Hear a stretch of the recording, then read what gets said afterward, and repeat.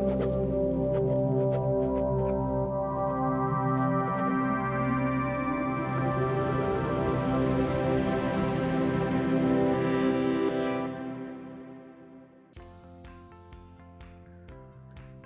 саламатсыздар ма, құрметті қауым. Бүгінгі вебинарымыз, бүгінгі тақырыбымыз күнтізбе бойынша өз үйім бағдарламасының маркетинг презентациясы. Егерде қазірде уақытымыз әлі бар, 2 минуттай уақыт бар, оған дейін вебинарға қатысушыларымыз саны көбейе берсін. Ал сіздермен жаңадан әлі тіркелмеген серіктестеріміз бар болса, қонақтарымыз болса, вебинарда өзімді таныстырып кетейін. Мен есімім Бибігүл. Мен бұл Rivercoins компаниясында сіздердей серіктес болып саналамын. Бұл Rivercoins компаниясы негізі 2015 жылдан бері әлемге танымалы болып келе жатыр. Сол компанияның бірнеше бағытта бағдарламасы бар екен. Ең баста компанияда проект болып басталған, ал дәл бүгінгі күні компаниямыз үлкен корпорацияға аударылуға дайын. Ресми құжаты бар, тіркелінген Гонконгқа. Гонконг ең әлемдегі қаржы жағынан, экономика жағынан жақсы дамып келе жатқан қалалардың мемлекетіне бірінің болып есептелетініне бәріне ақиқат. Ал дәл бүгінгі күні компания Rivercoins барлық адамдардағы, әлемдегі түкпір-түкпір елдердің 154 мемлекет, жер шарының 154 мемлекетінде бүгін өз үйім бағдарламасын жақсы тани бастады деп айта аламыз. Өйткені бұл өз үйім бағдарламасы әрбір адамға серіктес болған күннен бизнесін $5, не бары $5 бастап жақсы нәтижеге жетіп, үлкен чектер алып, өз үйінің кілтін қолына жеткізуге мүмкіншілік бар екен. Жылжымайтын мүлікті тек қана бір қаладан емес, әлемнің түкпір-түкпірінен өзі қалаған, өзі аңсаған, мақсат қойған елден, мақсат қойған мемлекеттен, сол қаладан алуына болады екен. Бүгінгі күнде өз үйім бағдарламасы және осыған қоса тікелей байланысты бағдарлама, ол тілектер аралдары. Өз үйім свой дом және острова желаний. Оған қосып вступительная программа полуостров. Осы бағдарламалар дәл қазіргі заманда өте керекті, нақты, актуалды тақырып деп айталамыз. Өйткені бұл жерден маркетингнен тапқан табысыңыз әрбір серіктеске, әрбір елде өз тілінде жүріп жатыр. Өйткені компаниямыз ресми түрінде кәсіби бейне роликтар дайындап, орыс тілінде, қазақ тілінде, түрік тілінде, тәжік тілінде, қырғыз тілінде, өзбек тілінде және Польша тілінде бүгінгі күнде осы бағдарламалардың жарнамасы ресми кәсіби бейнеролигі жүріп жатыр. Ал енді тағы да осыған атсалысып, белсенді қатысып, жұмыс істеп жатып, үлкен табысқа жетіп жатқан басқа да ел мемлекеттерден адамдарымыз, серіктестеріміз өте көп. Бұл бағдарламалар осы сайттың ішінде ағылшын тілінде, қазақ тілінде, орыс тілінде және неміс тілінде жазбаша түрінде толық маркетинг презентациясы тағы да бар. Бұл неге тең деп айтайық? Бұл әлемдегі бар адамдар өз тілінде тезірек ұғып, және осы ақпаратты бір-біріне тезірек және дұрыс, өте қалай жазылып тұр, солай айтып жеткізуіне және өздері түсініп алып, өзіне команда құруға бір тәсілдің бірі, бір үлкен көмек компания халық үшін, адамдар үшін осындай жақсы жағын мүмкіншілігін беріп тұр. Сонымен уақытымыз мінекей тура 21:00-ден 3 минут кетті. Презентациямызды ашық деп жариялаймын сіздермен бірге. Есімім Бибігүл.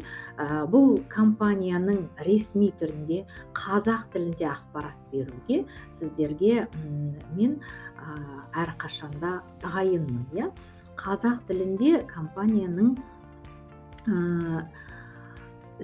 өйткені Қазақстан осы мемлекеттерге қарағанда ең бірінші, ең алда, ең алғыр және жақсы мықты лидерлеріміз осы Қазақстаннан шығып жатыр.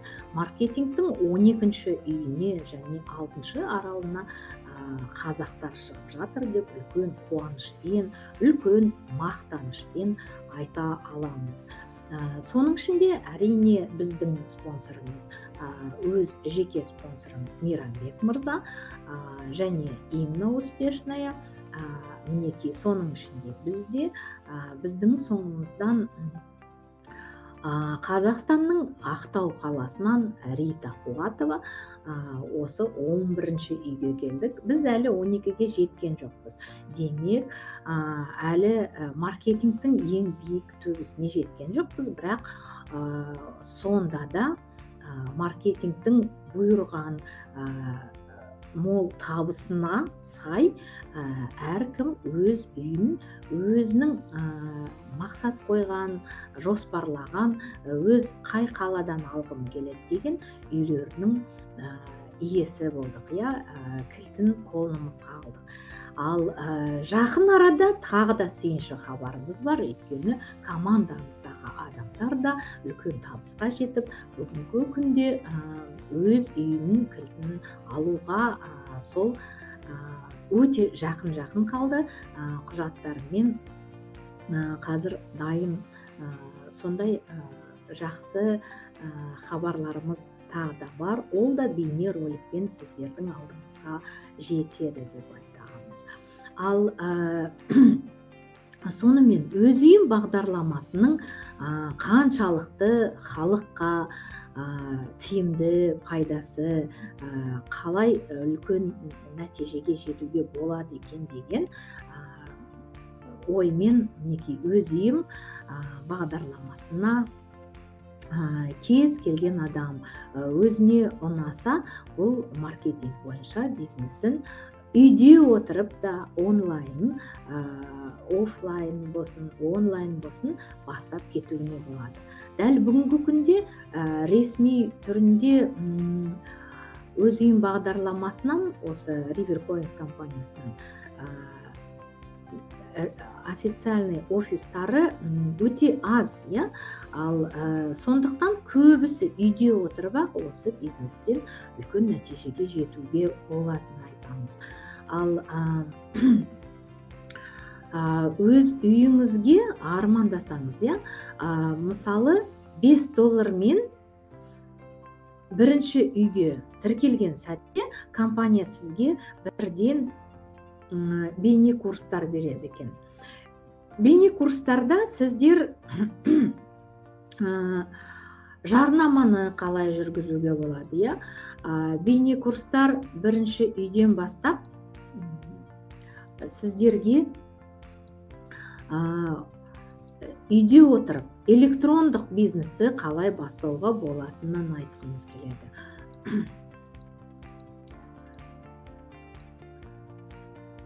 курстарын алып тастағанда слайдты көрсетіп айтқым келіп еді. Негізі бірінші үйге тіркелген ақ сол $5 сізге жарнаманы қалай жүргізуге болады. Және өзіңіздің бизнесіңізді әлемге танымалы болуға, өзіңізге, командаңызға адамды қалай тіркеуге болатынына сіздерге бизнесті электрондық ретінде қалай бастап дамытуға болатыны туралы $5 компанияның авторлық бейне курстары беріледі екен. Енді бірінші үй негізі $5 басталады. Ал $5 өте аз және адам көп саны керек шығар деген ойға батсаңыз, жедел стратегиясын тағы да қолдануыңызға болады. Жедел стратегиясымен бірінші үйді және қоса үшінші үйді бірден сатып алып кіруіңізге болады. Тіпті бірінші, үшінші, бесінші үйді де алуға болады. Әрбір үйдің өз сумасы сәйкес бірінші үй $5 болса, үшінші үйді $30 алуға болады. Ал бесінші үй 180. Негізі сіздің серіктесіңіз өзіңіздің соңынан өкшеңізді басып келе жатса, келесі үйді сіз тағы да алдын ала сатып алуға болады да, және келе жатқан серіктесіңізді сол үйден қарсы алуға болады. Сол сәтте сіздің шыққан қаражатыңыз бірден өзіңізге қайтып келе алатынын айтамыз. Сонымен, жедел стратегиясымен айтып жіберсек, ол бейнесін слайдын көрсетіп, мінекей сіздерге осылай айтып жеткізейік. Мысалы дедік. Сіз $5 бірінші үйді алдыңыз, және үшінші үйді $30, $35 кетті. Негізі $215 барлық сумасы, бесінші үйді де бірден алуға болады. Бірінші, үшінші, бесінші. Өйткені бесінші үй 180, 180, 30 және $5 барлығы $215 сізге бірден 1-3-5-ке кіруге болады екен. Ал жолды қысқартайық. Тура сіздің жасаған әрекетіңізді жасап, сіздің достарыңыз, таныстарыңыз, болашақ партнерларыңыз жедел стратегиясымен бірдей жұмыс істеймін десе, ол кісілерді, мысалы, бірінші адам, ол да бірінші, үшінші, бесінші үйді алып бірден тіркеледі екен. Сол сәтте сізге үшінші үйден 2 клон және $20 бірден түседі екен. Бірінші үйден сізге $5 бірден қайтып келеді. Сонымен $25 қайтып келді, 2 клон беріледі. 2 клоныңыз мына жерге бірінші өзіңіздің үйіңіздің астына түседі екен.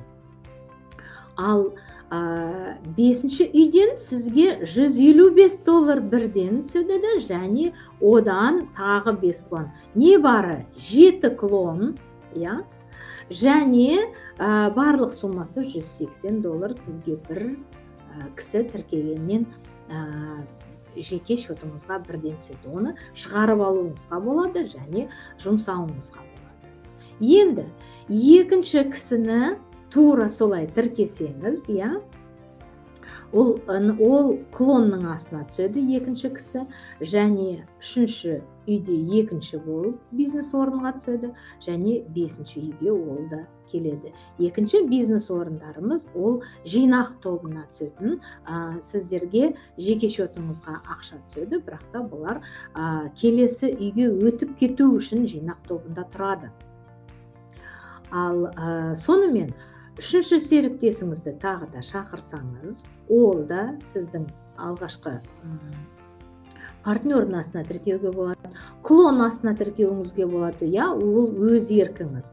Және үшінші үйге үшінші аяққа, және бесінші үйге үшінші бизнес орнын, бос орнын сол адаммен толықтай жауып, сіз бірден алтыншы үйге, алтыншы үйге өте аласыз. Сонда не бары 3 қана серіктес шақырдыңыз. 3 адамды бизнеске $215 тіркедіңіз, бірден 6-шы үйдің иесі болдыңыз. 6-шы үй деген маркетингтің тура жартысы. Егер де сіздің серіктестеріңіз тура осылай жасаса, олар да 6-шы үйге келеді. Бірінші серіктес, екінші, үшінші. Сіз бірден сол жерде 7-ші үйге де өте аласыз. Ал сонымен, егер де бұл өте қиын, маған кішкене одан жеңілдеу тәсілі бар ма деген сұрақ болса, әрине оны да қысқартуға болады. Бірінші үйді $5 және үшінші үйді $30. $35 бірден сіз тіркелуіңізге болады. Бірінші серіктесті бірге $5 қайтып келеді, және үшке қойғанда сізге 2 клон беріледі және $20 түседі. Клондарыңыз сіздің серіктестің астына және өзіңіздің жерге бизнеске түседі, өзіңіздің астына. Екінші серіктес келеді, үшінші бизнес орынға және мына жердегі клон астына қоюыңызға болады. Сіз бірден 2-ке өтесіз және клоннан мына жерден $5 береді. Үшінші серіктес тағы келген кезінде бірінші үйге және үшінші үйге сіз 4-ші үйдің иесі боласыз. 3 серіктес шақырып, сіз 4-ші үйге бірден келесіз. Сол арғарай жалғастырып, тура сол тәсілмен сіздің серіктестеріңіз жедел стратегиясын, жедел тәсілін қолданса, әрине жол қысқарады. Әрине тездетіп клон да болады, клон табысқа шығады, және өзіңіз де 12-ші үйге жетуге мүмкіншілігіңіз мол болады. Ал егер де мен оны да жасамаймын, мен тек қана осы компанияның берілген әлеуметтік жолмен, классика ретімен бірінші үйден ғана бастайын десеңіз, ол шешімді де өзіңіз қабылдайсыз. Бизнес сіздің қолыңызда, бизнес сіздікі деп айтамыз. Ол сәтте сіз бірінші үйге тіркелесіз, соңына бірінші адам келгенде $5 қайтып келеді. Екінші адам келеді, $5 жинақ тобына, үшінші адамнан тағы да жинақ тобына. Барлық сумма $10 жинақ тобынан сізді екінші үйге өткізеді. Сіз тура 3 адам шақырдыңыз. Тура сіздің жасағаныңызды қайталап, әрбір серіктес 3 адамнан осылай шақырса, әрине ол де екінші үйге келеді.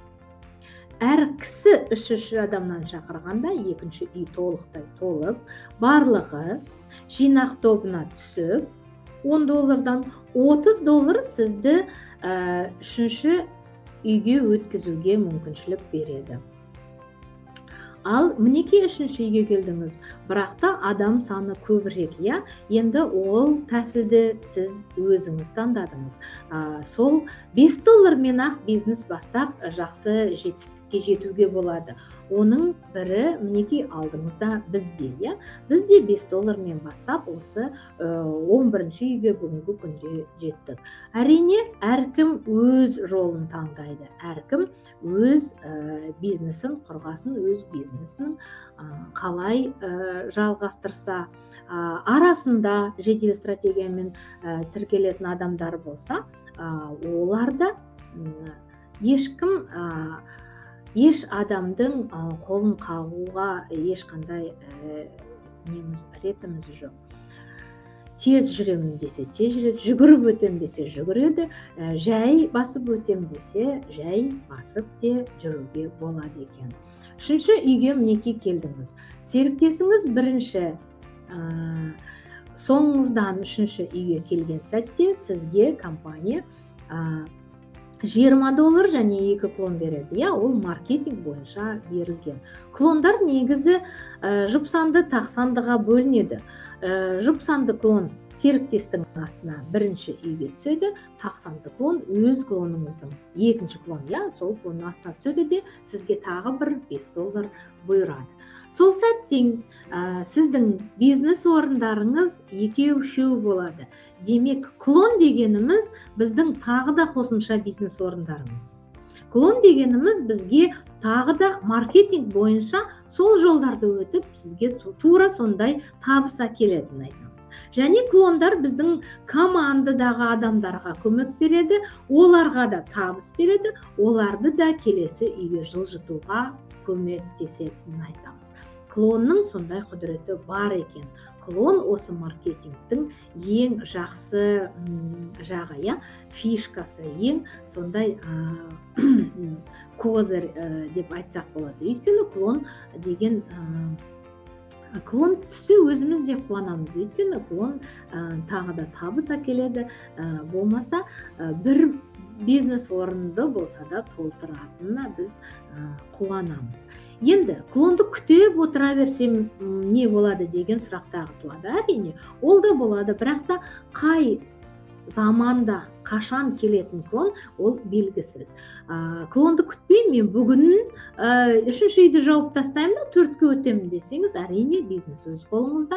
Оны барлығын санап, жедел стратегиясымен болса да, болмаса осылай $5 мен де адамдардың, шақырған адамдардың өз-өзіне реттеп жазып, осылай тіркеп жылжуға болатынын айтамыз, иә.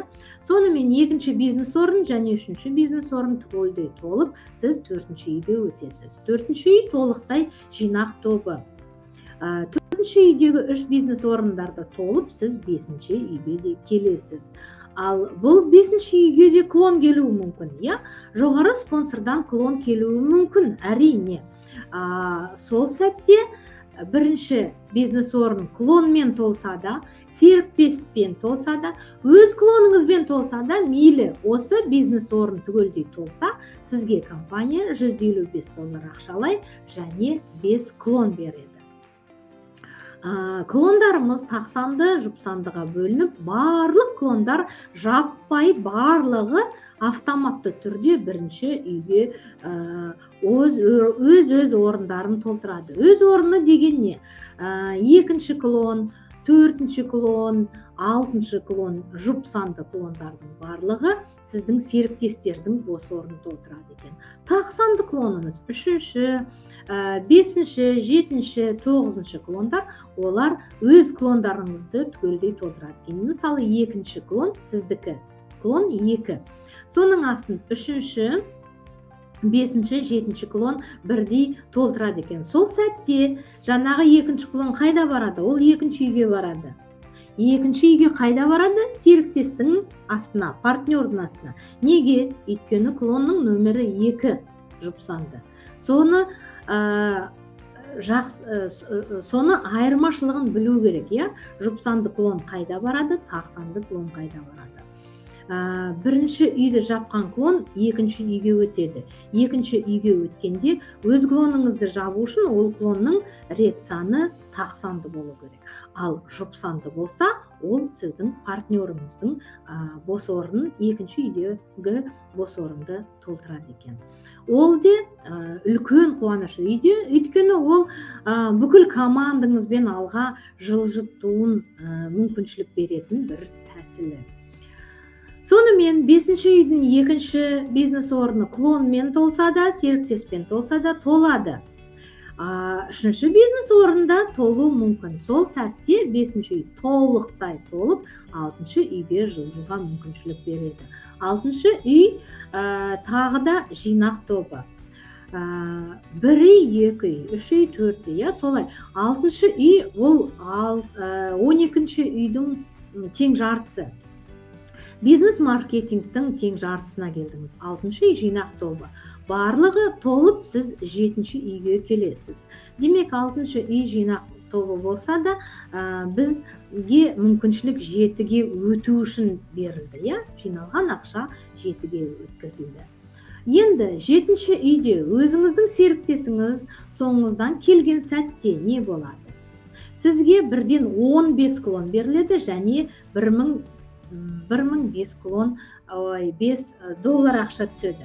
Ол ақшаны шығарып алуыңызға болады. Сол сәтте 15 клонның рет саны мен жұпсанды тақсанды мен барлығы бірінші үйді толтырғанда, осы чегіңізге тағы да қосымша 15 клондай тағы түседі.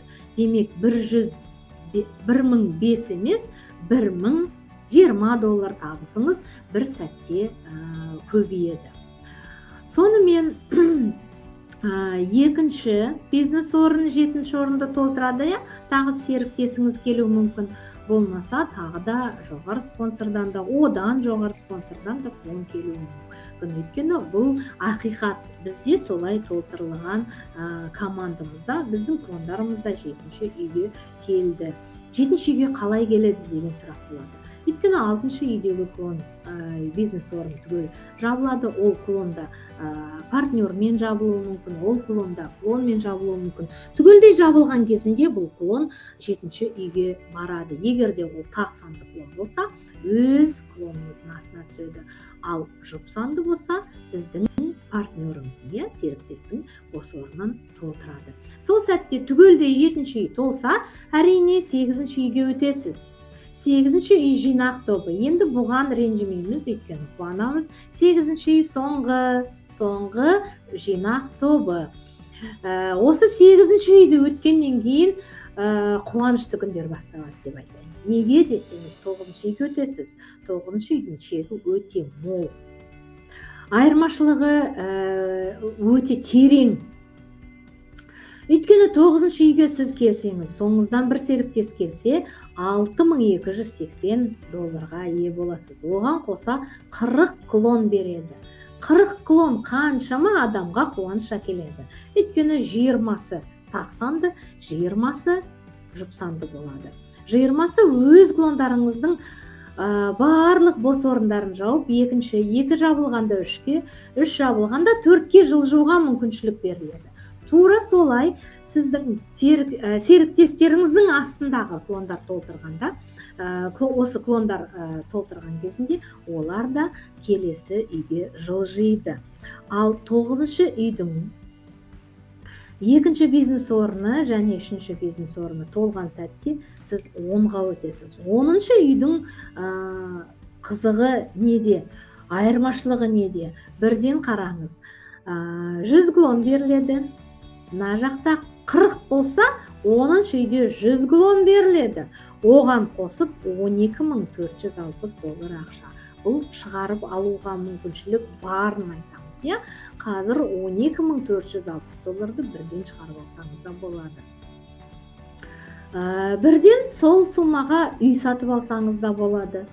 Ол жағын өзіңіз ойлайсыз. Бірден осы бизнеспен, осы маркетингпен сіз тілектер аралдарынан да табыс табуыңызға болады. Сол суммада сіздерге өз үйіңіздің кілтін алуға мүмкіншілік беретінін айтамыз. Сонымен 10-ші үйдің шыққан клондар барлық бос орындарын өз ретімен, сағатымен, күнімен автоматты түрде система, программа өзі қоятынын айтамыз. Әділдігі осы компанияның сода. Егер де клондарды біз өзіміз реттесек, мынау спонсордың, партнердің астына, болмаса өз туысқанымның астына, сіңілім астына, тағы да жолдасының астына қояйыншы деп, клондардың бәрін орын-орнына сіз реттеп отырсаңыз не болады? Жаңадан келген серіктес әрине ренжіп қалады. Осы маған клон қашан жетеді деп уайымдап, ренжіп, тұнжырайып қалуы мүмкін. Сондықтан барлығы бірдей қуану үшін, әділ болу үшін, әділдік орнатылған автоматты түрде клондар өз ретімен, сағатымен, минутымен кім бірінші келді, сол серіктестің бос орындарын толтыруға система, программа өзі реттейтінін айтамыз. Бұған бізде спонсорда ешкімді кірісе алмайтынын айтамыз. Ол өте жақсы. Сонымен 100 клонның 50-50-ге бөлінеді.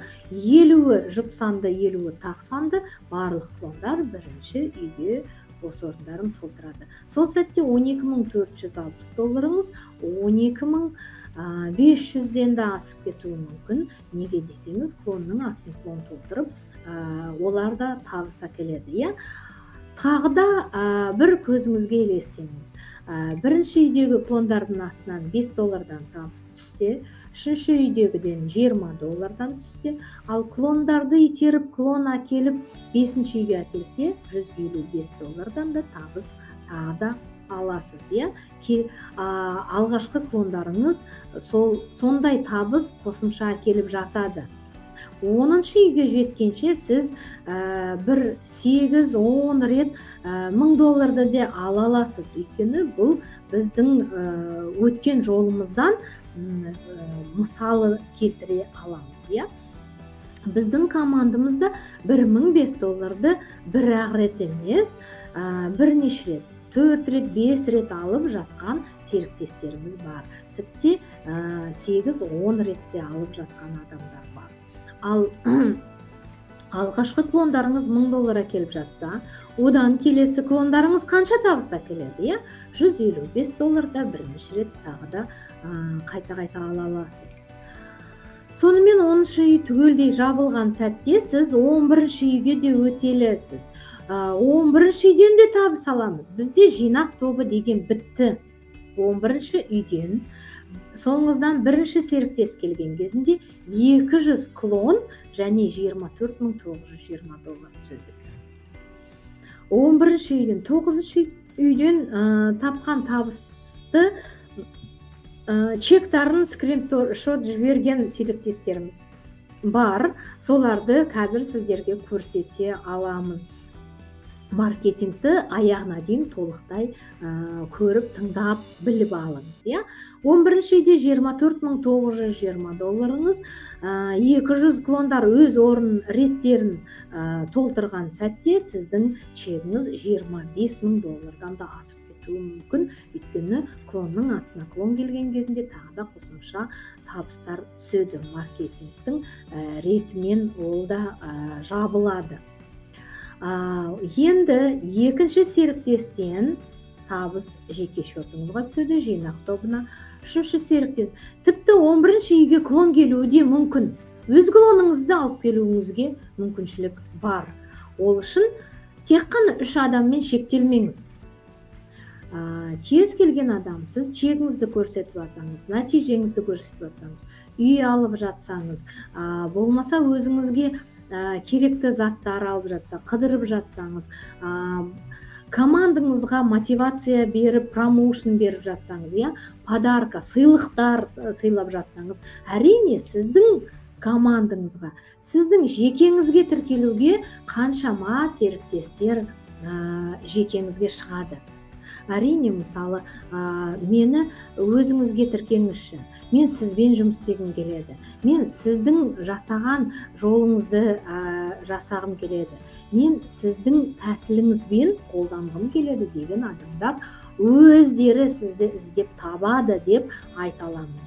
Бұл интернеттен болсын, бұл таргетингтан болсын, бұл тіпті сізді танымайтын холодный контакттан да болуы мүмкін. Тіпті сіздер осындай нәтижеге жеткен күнде туған туыстарыңыз сізді елемей, тыңдамай жүрген адамдардың барлықтары алдыңызға өздері келеді деп айта аламын. Өйткені ол жолды да өттік. Өйткені мені де үйретші. Мен осы уақытқа дейін ақмақ болыппын, мен тыңдамаппын, ал қазір мінекей көзімде, жүрегімде ашылды, осы бизнесті қатты ұнап тұр, маған үйретші. Мен де осындай табысқа, жетістікке жеткім келеді деген адамдар шынымен сізді іздеп келетінін айтамыз. Ал олар өздері іздеп келеді екен деп жата беру тағы да дұрыс емес. Кез келген адамдардың барлығына ақпарат айта жүріңіз. Сол жерде шынымен толқын да, қозғалыс да барлығы болады. Ниетіңіз тура болсын, адамдарға сауап болсын. Айтып жүріңіз, тоқтамай, шаршамай, осы девизді қолданып, осы компанияны қолдап жүрсеңіз, Алла тағала өзі сізді қолдайды. Сонымен мінекей 11-ші үйде де бизнес орындар толады, сіз ақырғы 12-ші үйге жете аласыз. 12-ші үйде қандай айырмашылық? 12-ші үй ақырғы дедік, соңғы маркетингтің ең биігі. 12-ші үйге жету дәл қазір мінекей мен де шынымен айта аламын. 12-ші үйге жетсем екен деп жоспар құрып, мақсат қойып, солай армандап келемін. 12-ші үйге жеткенше дейінгі жасаған тәсілдерім әлде де аз екен. Тағы да қандай тәсіл жасасам екен, тағы да қандай ой кіреді, тағы да қандай ойын ретінде де, мысалы халыққа тағы не ұсынсам екен деп, мен де бүгінгі күнде интернетті қопарамын, ютубты қараймын, инстаграмды қараймын, бізге параллелька болып жатқан адамдардан да үйренгім келеді. Спонсорымыз Инна Успешная болса, ол кісінің уақыты тіпте тығыз, ол кісінің жұмысы өте мол, және біздерге осылай жасаңдар деп сырласып, әңгімелесіп отыруға уақыты жоқ болса да, біз енді осы маркетингтің қай жағын қалай айтсақ екен, екі программаны бірдей алып жүрсе екен деген оймен қазір жоспарлар құрып, біз мысалы интернет жүйесімен де жұмыс істейміз. Біз мысалы өзім жеке қағазға листовкалар жасап, қағаз ретінде де соны таратып та жұмыс істеймін. Мен тек қана таныстарыма теплый контакт деп, сол таныстарға ғана ақпарат беріп қоя отырмаймын. Мен салқын контактпен танымайтын адамдармен де танысып, листовкаларды таратып, интернетке шығып, әлеуметтік жүйелерге азғантай болса да бейнероликтарымызды салып, нәтижемізді көрсетіп те, кез келген тәсілмен әрбір жағынан, қызықты жағынан тағы да не ойлап тапсақ екен деп, қазіргі жағдай қиын, карантин, қазір қызыл зоналар өте көп, әрбір қалаға бос жүре алмаймыз, сондықтан интернет жүйесін көп қолданамыз, скайпты көп қолданамыз, танысамыз, соларға ұсыныс беріп, солай жұмыс істеп, 12-ші үйге тезірек жетсек екен. Осы жақын арада, желтоқсанда тәуелсіздік күніне дейін жетсек деген арман, мақсат қойып жатырмыз. Ал егерде содан да асып кетсе, ең болмағанда жаңа жылға дейін жетсек екен. Жаңа жылда жаңа мақсат қойып, жаңа көп деген армандарымыз орындалса екен, жаңа жыл барлықтарыңызға құт береке әкелсек екен. Жаңа жылға дейін сондай жоспар құрыңыз. Өйткені бұл маркетинг сіздің өміріңізді ертегідей, тек қана ертегідей болмасын, өміріңізді шынға айналдырыңыз. Ертегіні өніңізге айналдыруға мүмкіншілік бар екенін айтамыз.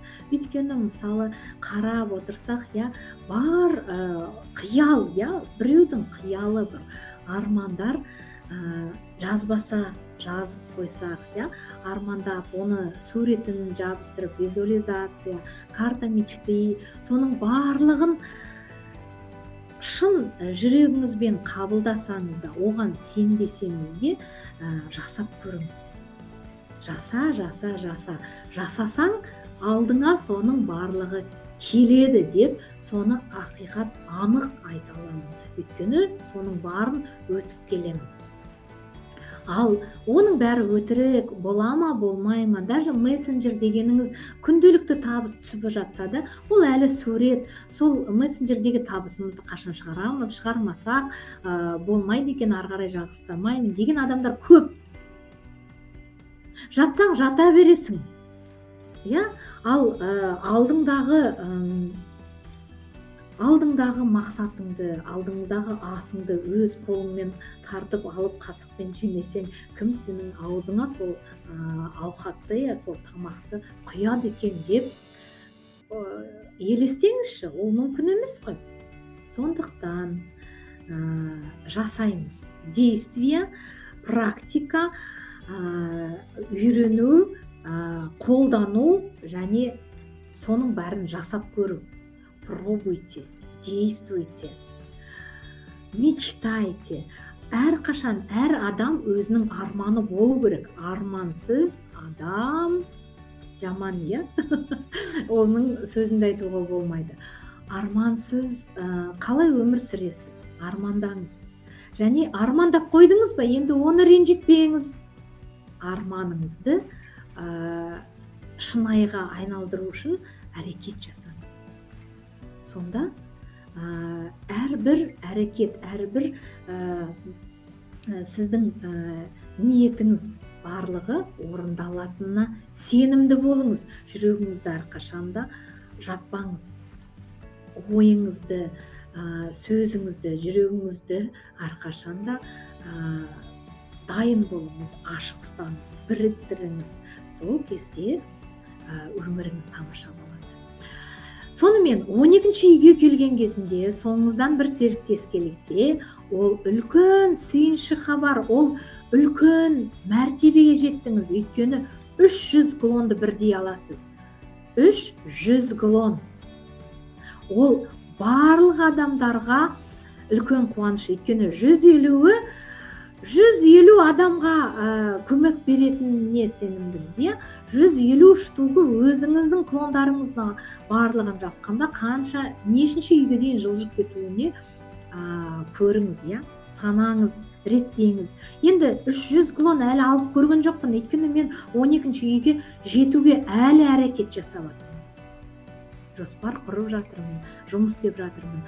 Сіздер де сондай жасаңыз.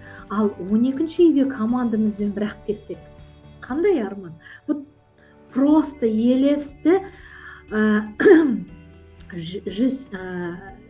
жасаңыз, жүзеге асырыңыз.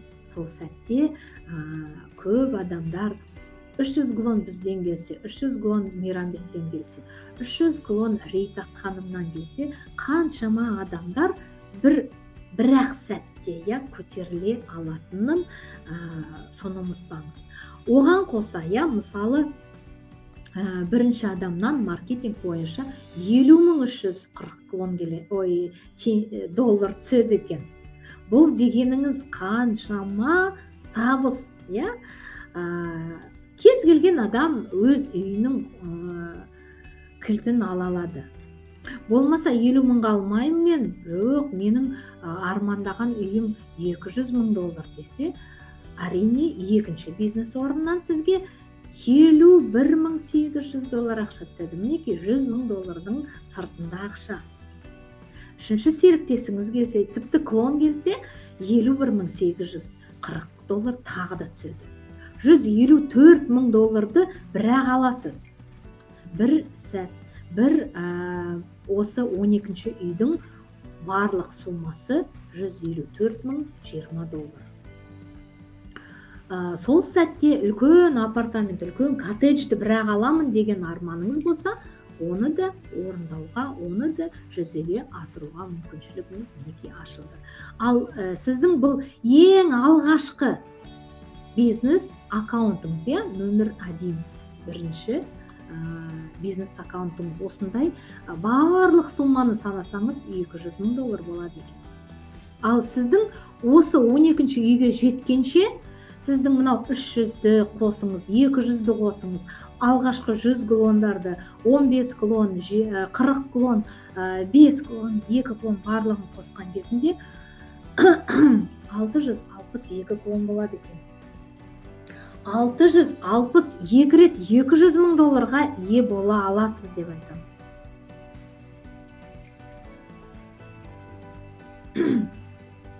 Ендігі сәтте қараңыз. 12-ші үйде осы сумманы алып жатқан кезінде сіздің нөмір 2 клоныңыз қай жерде тұру мүмкін?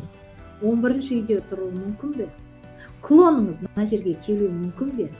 Клоныңыз осындай 24.000, одан кейін 12 өткенде тағы да 50.000, 51.000 доллардан табыс әкелу мүмкін бе? Әрине мүмкін. 10-шы үйде табыс тағы да бір клоныңыз, 3-ші клоныңыз келіп тұруы мүмкін бе? 10-шы үйде қанша табыс? 12.000 доллар, иә? Сонымен осындай табысқа қайта табысты бола аласыз деп, ол анық, ол ақиқат, ол уже жасалған. Осындай табыстарды алып жатқан серіктестеріміз бар, және сіздерге чектарды, олардың чектарын көрсете аламын, иә? Мінекей мысалы 9-шы үйде сіз 6.240 доллар аласыз, иә? Ал мінекей 9.000 долларға. Ол барлығын қосқанда 54.000 долларға ие болуыңыз мүмкін, иә? Ал тағы да чектарды көрсетейін, қарап алыңыздар. Мінекей 12.955 доллар ақша алыпты. Барлық суммасы 24.000 доллар, иә?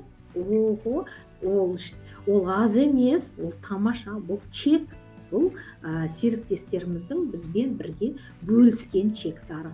Тағы да қараңыз, мінекей 25.735 доллар чекті алыпты, барлық суммасы 54.000.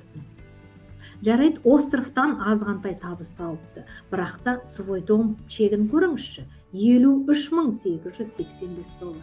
Бұндай чектарды басқа бизнестан табысты болдыңыздар ма?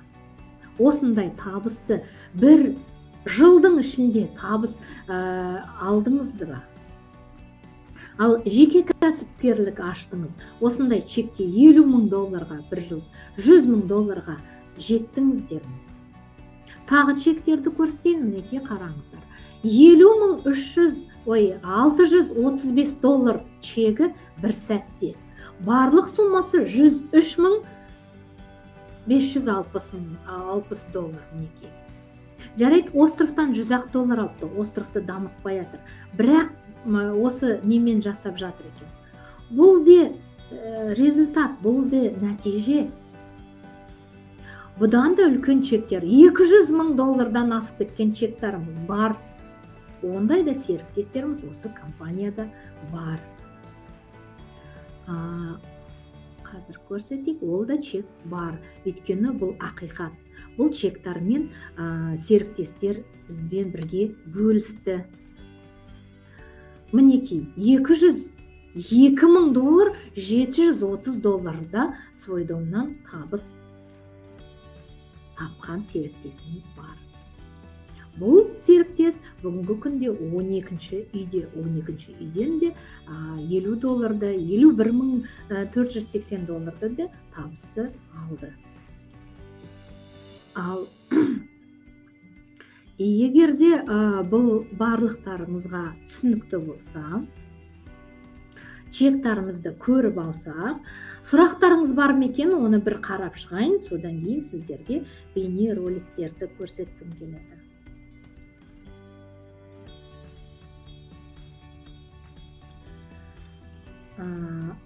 Надежда, на русском будет, деп сұрапты.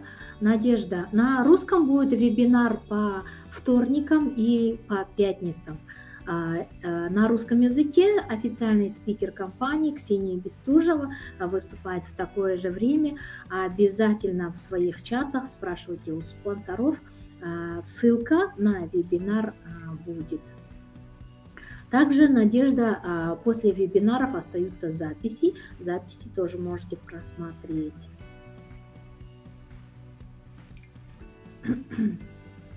Зорған, сізге не көрінбей тұр?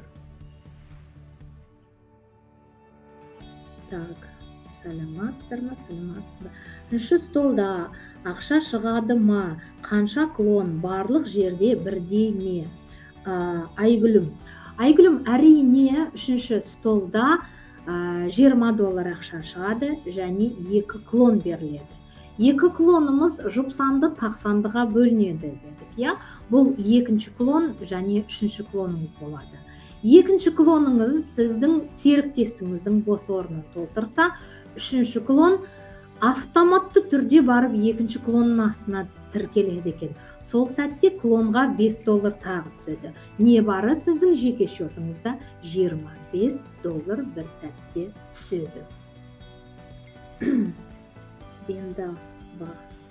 мен да түсінбедім, Злейха, сұрағыңызды түсінбедім. Холодныймен қалай жұмыс істейміз, соны айтыңызшы, Алия. Алия, холодныйға жаңа айтып кеттім, интернет жүйесіне, таргетингке тіркеліңіз. Таргетологтар бар, егер де керек десе спонсорыңызға хабарласыңыз. Біздің командамызда таргетологта бар. Екінші тәсіл, өзіңіз интернет жүйесіне өзіңіздің ссылкаңызда ақпаратты жіберуіңізге болады. Үшінші тәсіл, листовкаларды, Сойдомға шақырамын, тағы да осындай тақырыптарды жазып таратуыңызға болады. Тақталарға, жарнама тақталарына жабыстыруға болады, қолма-қол адамдарға үлестіруге болады. Солай холодный контактпен автобуста келе жатып, кісілермен танысып, кез келген өзіңіз жүрген тұрған жеріңізге ақпарат беріп жүрсеңіз, адамдармен таныстырсаңыз, таныстарыңыздың таныстарына сізге ол танымайтын адам болады ғой, ол да холодный салқын контакт болып саналады.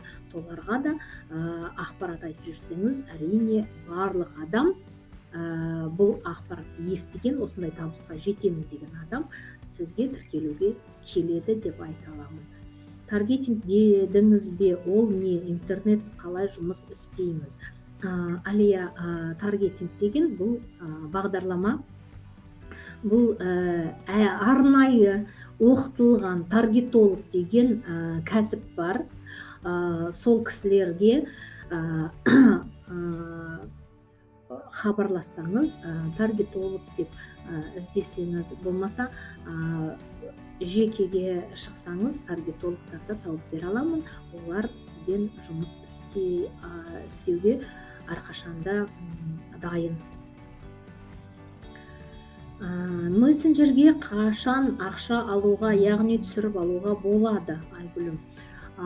Мессенджердегі ақшаларыңызды ресми түрінде құжаттары дайын болған сәтте біздің токендарымыз, River Coins койындарымыз, монеталарымыз биржаға ресми түрінде шыққан сәтте оны компаниямыз хабар береді және қалай шығарып алуын тәсілін үйретеді. Дәл қазір мессенджерде қаншама адамдар тіркеліп жатыр, тіркелуі тегін және үшінші қатарға дейін пайызбен табыс аласыз. Бірінші қатардан 8%, екінші қатардан 5%, үшінші қатардан 3%-дан сізге олардың табысынан табыс түсіп тұрады. Өзіңізге жеке ең кемінде күніне $1 табыс түседі. Тек қана қолдануыңыз керек, кіріп, мысалы, халықпен барлығымен амандассаңыз болады, болмаса сурет, бейнеролик жіберуіңізге болады, болмаса біреудің жіберген бейнеролигіне, суреттеріне комментарий жазсаңыз болады, болмаса сізді шақырған өз жеке спонсорыңызбен, болмаса көптеген адамдармен танысып, соларға сәлематсыңдар ма, сәлем деп хат жекеге жазуыңыз керек. Сол сәттерде компания сіздерге бір монетадан жіберуге көрініп тұрады. Сіздің жеке кабинетіңізде кошелек бар, кошелектің соңын қарасаңыз, қай адамнан, қай қатардан қанша табыс түскенін көре аласыздар. Листовканың мәтінін айтыңызшы, солай жасайық. Алия, әрине, листовканың әртүрлі түсі де, тақырыбы да, ішіндегі тексті да әртүрлі болады. Өзіңіз, өз үйім, Острова туралы не ойлайсыз, соны жазуыңызға болады. Болмаса дайын листовкалар бар. Бұл спонсорларыңызға шығуыңызға болады. Мессенджердің ішінде, мысалы, біздің қыздарымыз, партнерларымыз, мен де анда-санда листовканың да мәтінін көрсетіп, жіберіп, скрин суреттерін жіберіп отырмын. Содан да алып жазуға болады. Болмаса кез келген Сойдом туралы өзіңіз армандаған, мысалы, үйдің суретін, жасап, болмаса компанияның есімін жазып, свой домға шақырамын, командама шақырамын деген жазуыңызды жазып, өзіңіздің телефонын жазып қоюыңызға да болады. Өз еркіңіз қандай қылып жасасаңыз, өзіңіздің энергияңызды салып, өзіңіздің текстіңізді жазып қоюыңызға да болады. Тіпті болмаса тақпақ жазу, өлең жазуыңыз бар болса, сондай тақпақтатып та жазу беруіңізге болады. Өз үйім туралы кісілерде өлең жазып бүгінгі күнде дамытып келе жатқан адамдар бар. Мысалы, остров желанияға кірдім. Октябрьде елі полу островтамын. Бірінші островқа өтуге қандай әрекет ету керек? Айгүлім, әрине полуостровқа сіз тіркелдіңіз, енді 4 кісі шақыруыңыз керек қой. Полуостровта 4 адам бар. Полуостров острова желанийдің біздің тақырыбы бір бөлек, сол жерде толықтау айтып түсіндіремін, бірақ дәл қазір сізге айтып кетуімде қарыз болсын, сізге көмек болсын. Бірінші адамды тура солай $50 тіркелген кезінде сізге $50 бірден түседі. Екінші серіктесіңізден жинақ тобыңызға $50 жиналып тұрады. Үшінші серіктесті шақырсаңыз, тағы да $50 шығарып алуыңызға мүмкіндік бар. Төртіншіден тағы да жинақ тобына. Сол $100 сізді жинақ тобыңыздан бірінші островқа жылжытуға мүмкіншілік береді. Ал біріншіден үшінші серіктестен $100-ыңызды сіз шығарып алуыңызға, өз еркіңіз шығарып алуыңызға болады. Сол сөйтіп, әрбір островта 4 бизнес орыннан бар. Егерде өз үйімде әрбір үйде 3 бизнес орын болса, островтарда 4-4-4-4-ден. Сондай ол. Сәлеметсіз бе? Долларды теңгеге ауыстыру өте қызық, я? Оспанова дейді. Сәлеметсіз бе? Әрине, ол өте қызық. Бұл жерде островты ауыстыру үшін негізі электрондық кошелектармен қолдануға, я? Дәл қазір мысалы AdvoCash'ты енгізуге болмайды. Ол уақытша жабық, Perfect Fire мен жұмыс істеуге болады. Ол не десеңіз, интернеттен қарап алуыңызға болады. Ол болмаса, жеке спонсорыңызға шығыңыз, болмаса, жеке ол жоғары спонсорыңызға шығуға болады. Әрине, электрондық кошелекпен қолданып, жеке кабинетіңізге енгізуге болады. Бұл өте керекті зат. Ертеңгі монеталарыңызды да обменникпен жұмыс істеп шығарып алуыңызға қазірден бастап қызығып, соны үйреніп, сабақтарға қатысып, біліп алуыңыз ықтимал. Ол өте керек. Қымбат компания өзі ауыстырып бере алмай ма? Қызық емес, қымбат деген сөзіңіз, я, Оспана? Әрине, я, ол курстар күнделікті енді әртүрлі болып тұрады. Ол бізге байланысты емес, ол компанияға да байланысты емес, я? Енді әрбір обменниктің курсы жеке-жеке болады, ол да солай болады. Комиссия бар, ол да солай. Бірақ та дегенмен сол комиссияға реттеп, санап, сондай сумма керек болса, солай жасауымыз керек. Ресейде рубльмен, бізде теңгемен, басқа мемлекетте басқа өз валютасымен енгізіп, доллардың тура $5 болу ықтимал. Солай мінекей уже 1,5 жылдан аса жұмыс істеп келе жатырмыз. Бұлдан егерде оны жасай алмаймын, қымбат және қиын, туф үйрене алмадым деген сізді сондай ойлар мазаласа, спонсорларыңызға, болмаса параллелькадағы адам чаттарға жазыңыз. Мысалы, бүгін $50 өте қажет, кім ішкі внутренний переводпен ауыстырып бере алады екен деген жарнама жіберсеңіз, әрине міндетті түрде сізге қуана көмектесе алатын адамдар бар. $50 болсын, $100 болсын, $5 болсын, тіпті шығарып алуға асығыс адамдар көп болады. Соларға сіз жеке теңгемен ауыстырсаңыз, ол кісілер сіздің жеке кабинетіңізге өз кабинетінен ауыстырып бере алады. Ол да бір тәсілдің бірі. Рахмет сізге, өте пайдалы кеңес бердіңіз, Айгүлім, сізге де рахмет. Мүмкін сіздің қойған сұрағыңыз көп адамдарға пайдасы бар шығар деп ойлаймын. Өйткені жаңадан тіркелген адам, әлі тіркелмеген адамдар көптеген сұрақты қоюға ұялады екен. Соны ұялмаңыз. Ең қиын сұрақ, ең жаман сұрақ ол қойылмаған сұрақ деп айта аламыз. Айгүлім, сізге рахмет. Бүгінгі күнде ұялудың қажеті жоқ. Бүгінгі күнде өз үйім бағдарламасы арқылы үй алыңыз деп барлықтарыңызды шақырамыз. Үйлі болыңыз деп айтамыз. Өте пайдалы кеңес бердіңіз. Сізге рахмет. Кешіріңіз, басылып кетті, ештеңе етпейді. $215 неше теңге. Енді әр күні курс әртүрлі болса, соған шағып, мысалы $215-ды 5-ке бөліңіз. Мысалы дедік, сол $5 бүгінгі күнде 2300 теңге болып тұрса, соған көбейтіңіз. Сол кезінде теңге шығады.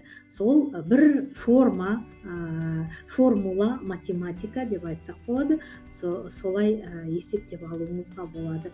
2500 теңге болып тұрса, $5, сол 215-ті $5-ға бөлесіз, қаншалық шығады, соны 2500-ге, 2300 деп тұрса, спонсорыңыз 2300-ге, 2400 деп тұрса, сондай сумаға көбейтесіз де, сонымен теңгенің қанша шығатынын есептеп алуыңызға болады. Алла риза болсын, сізге сәттілік. Енді келесі вебинар қашан? Сізді YouTube-тан қарауға болады ма? Әрине, Айгүлім, әрине YouTube-тан қарауға болады. Осы тілектер аралдары, өз үйім бағдарламасы, қазақ тілінде вебинар деген жазуларды терсеңіз шығады. Болмаса Rivercoins компания қазақша деп жазсаңыз, қазақшасы шығады. Әрбір аптаның сәрсенбі күні среда осы Астана уақытымен 21:00-де вебинар өткіземіз. Қазақ тілінде өткіземіз. Ал аптаның 2-ші күні мен 5-ші күні орыс тілінде вебинар өткізіледі. Егерде серіктестеріңіз қазақ тілді толық түсінбеймін, мен орысша естігім келеді, болмаса ол басқа ұлтты адамдар болса, орыс тілінде ғана ақпарат алам деген, әрине орыс тіліне жіберуге болады. Қазақ тілінде естеймін, көремін, түсінемін деген адамдар үшін сәрсенбі, сәтті күні, аптаның 3-ші күні, әрбір сәрсенбіде 21:00-де вебинар өткізуге дайынбыз. Алла риза болсын сізге. YouTube-тан рахмет сізге, кеш жарық. Айнұр, жаңа ғана кіріп жатсыз ба десем, неге көрінбейсіз? Егерде көрінбей тұрса, бейне жазбасы болады, сонда жібереміз, көрінеміз. Мүмкін интернеттен болуы мүмкін, сіздің интернетіңіз бір ақау беріп тұру мүмкін, көрінуге тырысамыз, экранда аштық, мінекей қазақша сөйтіп ақпарат беруге дайынмын. Сіздерге рахмет. Мінекей уақытымыз де бітіп қалды, 1 минут, 2 минут кетіп бара жатыр. Ол ештеңе етпейді. Бүгінгі вебинарға қатысқан адамдардың барлықтарына ризамын, рахмет айтамын.